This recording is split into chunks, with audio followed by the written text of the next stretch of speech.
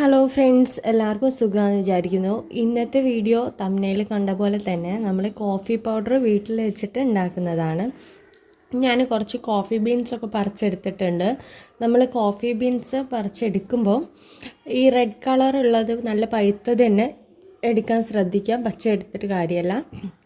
അപ്പം ഇതേപോലെ നമ്മൾ എടുത്തിട്ടുണ്ട്. ഇതാണ് എനിക്ക് അത്യാവശ്യത്തിന് കിട്ടിയത്. ഇതാണ് കുറച്ച് അത്യാവശ്യം കോഫി പൗഡർ ഇതിനെ കൊണ്ട് തന്നെ നമുക്ക് ഉണ്ടാക്കാൻ പറ്റും. അപ്പോൾ ആദ്യം തന്നെ നമ്മൾ ഇങ്ങനെ കോഫി ബീൻസ് എടുത്തിട്ട് നല്ല പോലെ ഉണക്കിയെടുക്കണം. വെയിലത്ത് വെച്ചിട്ട് നല്ല പോലെ ഉണക്കിയെടുക്കണം. ഇത് ചിലപ്പോൾ ഒരാഴ്ചയൊക്കെ നമുക്ക് കണ്ടിന്യൂസ് ആയിട്ട് നല്ല വെയിലത്ത് വെച്ചാൽ അത് ഉണങ്ങിയിട്ട് വരുള്ളൂ. നല്ല ഡ്രൈ ആണ്, അതിലത്തെ ഈർപ്പൊക്കെ പോകണം. അതിൻ്റെ ആ തോട് നമുക്ക് പൊളിച്ചെടുക്കാൻ പാകത്തിന് ഉണങ്ങി കിട്ടണം. ഇപ്പോൾ ഇത് നല്ല പോലെ ഡ്രൈ ആയിട്ടുണ്ട്. അതിൻ്റെ റെഡ് കളറൊക്കെ പോയി ബ്ലാക്ക് കളറിലേക്ക് മാറിയിട്ടുണ്ട്. ഇതാണ് നമ്മുടെ ഇനി ചെയ്യാൻ പോകേണ്ട കാര്യങ്ങൾ. ഈ ഒരു ലെവലിൽ എന്തെങ്കിലും ഉണങ്ങി കിട്ടണം. എന്നിട്ട് ഞാനിവിടെ ചെറിയ ഇഞ്ചൊക്കെ ചതയ്ക്കുന്ന ഇതിലാണ് ചതച്ചെടുക്കുന്നത്. ചിലർ പണ്ടത്തെ ഇതിൽ ഉരളിലൊക്കെ ഇട്ട് ഇതാക്കുന്നത് കാണാം. അങ്ങനെ നമ്മുടെ കോഫി ബീൻസിൻ്റെ തോലാണ് ഇതൊക്കെ നമ്മൾ പൊളിച്ചെടുത്ത്. നല്ല പണിയാണിത്, ചെറിയ പണിയല്ല. അപ്പോൾ കോഫി ബീൻസ് നമുക്ക് സെപ്പറേറ്റ് ആയിട്ട് കിട്ടും. നമ്മുടെ നാട്ടിലൊക്കെ ഉണ്ടാകുന്ന കോഫി ബീൻസ് ഇതേപോലെ ചെറുതായിരിക്കും. വേറെ ഏതോ സ്ഥലത്തൊക്കെ ഉള്ളത് നല്ല വലിപ്പം ഉണ്ടാവുമെന്ന് പറഞ്ഞ് കേട്ടിട്ടുണ്ട്. ഇതേപോലെ നമുക്ക് ഏതെങ്കിലും ഒരു പാത്രം ഇനി വെച്ച് കൊടുക്കാം. അതിലേക്ക് നെയ്യ് ഒഴിച്ചിട്ട്, ഇനിയിപ്പോൾ നെയ്യ് ഒഴിക്കാതെ ആണെങ്കിലും കുഴപ്പമില്ല, ഞാനിവിടെ 2 ടേബിൾ സ്പൂൺ നെയ്യ് ഒഴിക്കുന്നുണ്ട്. എന്നിട്ട് അതിലേക്ക് ഈ കോഫി ബീൻസ് ഇട്ട് കൊടുക്കുകയാണ് ചെയ്യുന്നത്. എന്നിട്ട് നല്ല പോലെ നമ്മൾ വറുത്തെടുക്കുകയാണ് ചെയ്യുന്നത്. ഇത് അത്യാവശ്യം നല്ല രീതിയിൽ ഡ്രൈ ആവുന്നത് വരെ നമ്മൾ നല്ലപോലെ വറുത്തെടുക്കണം.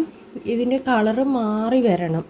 കളറ് മാറി ഒരു നല്ല ബ്ലാക്ക് കളറാവണം ഈ കോഫി ബീൻസ് എല്ലാം. ഇപ്പോൾ ഒരു ക്രീം കളറൊക്കെ അല്ലേ, അത് മാറി വരണം. നല്ലപോലെ വറുത്തെടുക്കണം. അത്യാവശ്യം ടൈം എടുത്ത് വറുത്തെടുക്കുകയാണ് നമ്മൾ വേണ്ടത്.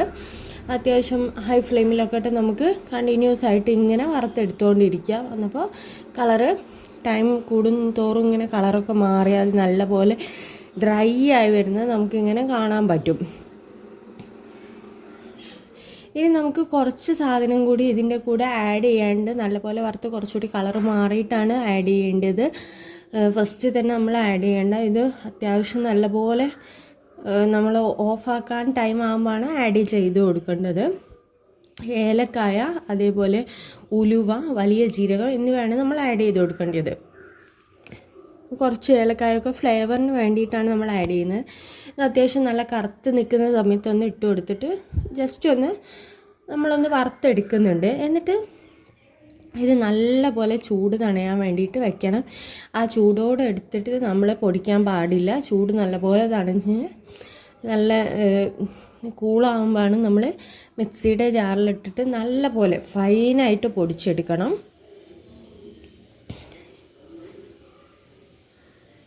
ഇത് നല്ല പോലെ നമ്മൾ പൊടിച്ചെടുക്കുകയാണ്. ഇനി അടുത്ത പ്രോസസ്സ് ഉള്ളത് ഈ ബ്ലാക്ക് കളറിൽ നമുക്ക് ഈ ഒരു പൊടിയായിട്ട് കിട്ടും. ഇങ്ങനെ പൊടിച്ച് കിട്ടിയാൽ നല്ല പോലെ നമ്മൾ അത് അരിച്ചിട്ട് വേണം എടുക്കാൻ. ഒന്ന് അരിച്ചെടുക്കണം. കാരണം എന്തെങ്കിലും ഈ ബീൻസിൻ്റെയൊക്കെ കോഫി ബീൻസിൻ്റെയൊക്കെ എന്തെങ്കിലും ചെറിയ ചെറിയ തരികളും നമുക്ക് എടുക്കാൻ പറ്റാത്ത ചില സംഭവങ്ങളൊക്കെ കിട്ടും.